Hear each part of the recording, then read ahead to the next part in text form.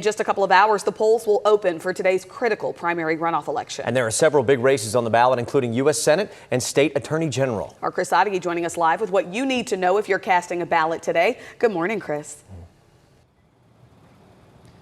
Good morning, Dia, and we are just a couple hours away from polling places like this one opening up. Still some key races to be decided, although early voting turnout suggests not as many people are turning out to make those decisions. The big statewide race that everyone will be watching is the Republican primary runoff for U.S. Senator. You've no doubt seen the political ads pitting John Cornyn versus Ken Paxton. Cornyn held a slim margin over Paxton back in March, just 1.5%, but not enough to win the race without tonight's runoff. And since then, Paxton secured the endorsement of President Donald Trump. On the Democrat side, a big race that we'll be watching for the newly redrawn congressional district that represents much of North Texas. Colin Allred versus Julie Johnson. Allred took 44% of the vote compared to 33% for Johnson back in March, but he failed to hit that 50% threshold, and that's why there's a runoff tonight. Now, we checked the early voting numbers in our 4 major counties, and they are down nearly 66% from those who voted early in the March elections, but some key context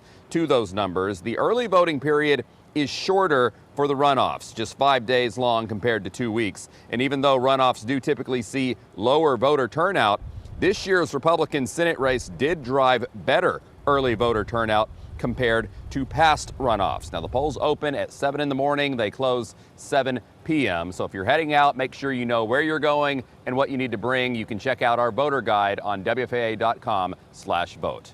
Matt and Dia, back to you. All right, Chris, thank you for getting us up to speed. You can join us on WFAA Plus as soon as the polls close. We'll be tracking the results in real time with live reports from our crews across the state and analysis from political experts. Our coverage will be streaming tonight starting at 7 o'clock.